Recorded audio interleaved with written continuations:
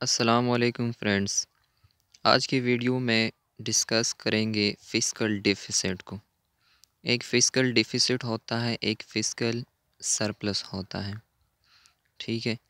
The government needs money for its huge expenses.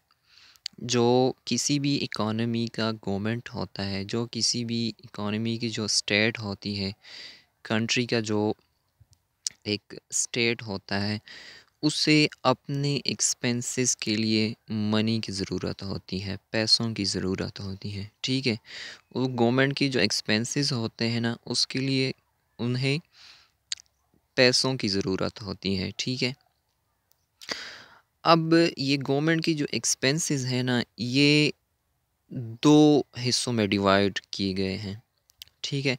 एक को हम कहते हैं रेवेन्यू एक्सपेंसेस और दूसरे को हम कैपिटल एक्सपेंसेस कहते हैं, ठीक है।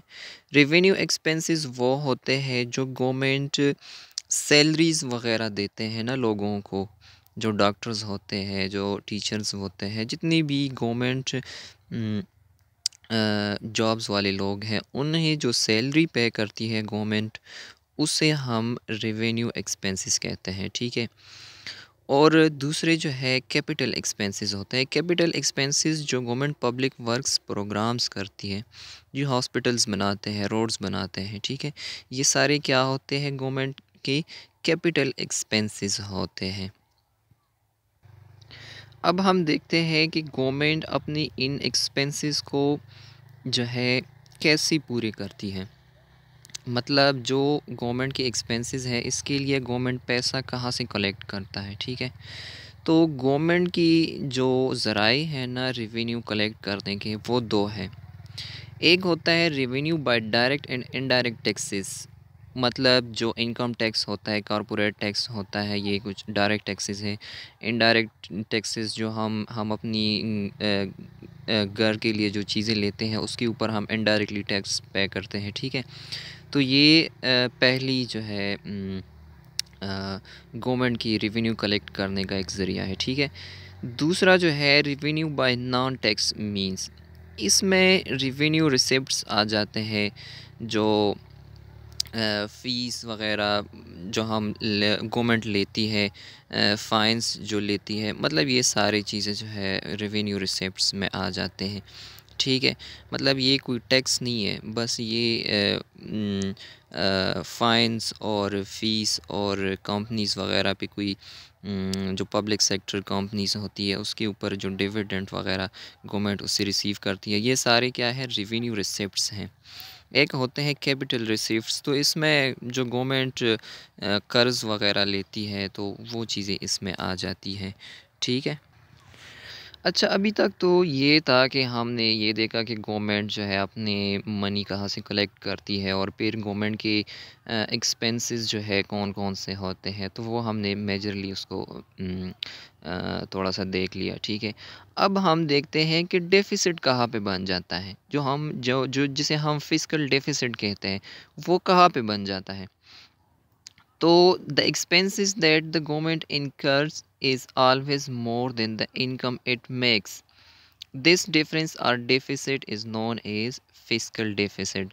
जब गवर्नमेंट की जो एक्सपेंसेस है, जो गवर्नमेंट की अखराजात है, जो एक्सपेंडिचर्स है गवर्नमेंट की, वो ज़्यादा हो गवर्नमेंट के रेवेन्यू से, गवर्नमेंट के इनकम से, जो गवर्नमेंट पैसे कलेक्ट करती है टैक्सेस के ज़रिए या दूसरे ज़राए से, वो कम हो, और जो गवर्नमेंट पैसे लगा रही है, जो गवर्नमेंट एक्सपेंडिचर्स कर रही है, वो ज़्यादा हो, तो इसे हम फिस्कल डेफिसिट का नाम देते हैं। मतलब गवर्नमेंट के पास इतने पैसे हैं नहीं जितने वो लगा रहे हैं, ठीक है। तो इस चीज़ को हम क्या कहते हैं, फिस्कल डेफिसिट। मतलब जब गवर्नमेंट की एक्सपेंडिचर्स ज़्यादा हो गवर्नमेंट की इनकम से। एक सिंपल सा एग्ज़ाम्पल, मतलब मैं हूँ, मेरा इनकम है 10,000, ठीक है। और मैं इस इनकम से ज़्यादा मंथली मेरे जो है एक्सपेंडिचर्स हैं। फॉर एग्ज़ाम्पल मैं 20,000 मेरे एक्सपेंडिचर्स हैं। तो ये जो 10,000 का गैप आ रहा है ना, ये मेरा क्या है, डेफ़िसिट है। तो गवर्नमेंट गवर्नमेंट की जब एक्सपेंडिचर ज़्यादा हो गवर्नमेंट के इनकम से, तो इसे हम क्या कहते हैं, फिस्कल डेफिसिट कहते हैं। ठीक है, अब इस फिस्कल डेफिसिट को कैसे जो है ख़त्म किया जा सकता है, तो इसके 2-3 तरीके हैं। एक तरीका ये है कि गवर्नमेंट जो है कर्ज़ ले ले, बैंकों से ले ले, जो अपनी कंट्री के बैंक्स होते हैं, या कोई बॉन्ड्स वगैरह के ज़रिए लोगों से पैसे कलेक्ट करे। ठीक है, या गवर्नमेंट बाहर से भी कर्ज़ ले सकती है, जैसे पाकिस्तान आईएमएफ से लेता है, वर्ल्ड बैंक से लेता है, या बाहर कंट्री से, सऊदी अरब से, चाइना से। ठीक है, तो इसी तरह कर्ज़ लेके भी जो है इस डेफ़िसिट को पूरा किया जाता है। और दूसरा जो इस डेफ़िसिट को पूरा करने का होता है, वो होता है डेफ़िसिट फ़ाइनेंसिंग। डेफ़िसिट फ़ाइनेंसिंग के लिए क्या करते हैं कि मनी प्रिंट करती है। ठीक है, जो स्टेट बैंक होता है, जो सेंट्रल बैंक होता है कंट्री का, वो ज़्यादा से ज़्यादा करेंसी जो है वो प्रिंट कर देती है, नोट्स प्रिंट कर देती है। ठीक है, अब ये जो हमने 2 तरीके बताए हैं कि गवर्नमेंट इस डेफ़िसिट को कहाँ से पूरी करती है, तो अब हम ये देखते हैं कि इन दोनों में से बेटर ऑप्शन कौन-सा होगा? जो 2 मेथड्स हैं, इनमें से बेटर मेथड कौन-सा होगा? तो जो हमने दूसरा बताया है ना, प्रिंटेड मनी वाला, इससे ये नुकसान होता है कि जब सेंट्रल बैंक ज़्यादा मनी प्रिंट कर देता है, तो कंट्री में सप्लाई ऑफ मनी जो है वो इंक्रीज़ हो जाती है। और ये इकोनॉमिक्स की जो है रूल्स है कि जब मनी सप्लाई इंक्रीज़ हो जाए ना, तो लोगों के पास पैसा आ जाता है। और जब पैसा ज़्यादा हो लोगों के पास, तो इससे क्या होता है कि इन्फ्लेशन आता है, महंगाई आती है। क्योंकि मनी की जो वैल्यू होती है ना, वो कम हो जाती है। जब आप ज़्यादा मनी प्रिंट करते हो, तो उससे ये होता है कि उसकी वैल्यू ख़त्म हो जाती है। फिर लोगों के पास पैसा तो ज़्यादा होता है, लेकिन वो वैल्यूबल नहीं होता। मतलब आपको एक चीज़ लेने के लिए फिर ज़्यादा पैसे लेने पड़ते हैं। अगर पहले आपको 10 रुपए देने पड़ रहे थे, तो फिर आपको 15 देने पड़ेंगे। ठीक है?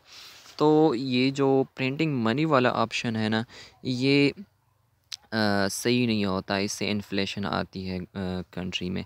जो दूसरा ऑप्शन है ना, वो बेटर होता है, जो आप कर्ज़ लेते हैं, बैंकों से लेते हैं, या बॉन्ड्स के थ्रू जो है लोगों से पैसे लेते हैं, या आप बाहर की आईएमएफ से, वर्ल्ड बैंक से जो आप कर्ज़ लेते हैं, तो वो फिर बेटर रहता है किसी भी कंट्री के लिए, जहाँ पे डेफ़िसिट को पूरा करना हो। ठीक है? तो ये आज के लिए फिस्कल डेफिसिट। मज़ीद इसी तरह के अच्छे वीडियोस के लिए इस चैनल को सब्सक्राइब करें, और साथ ही बेल आइकन प्रेस करें। शुक्रिया।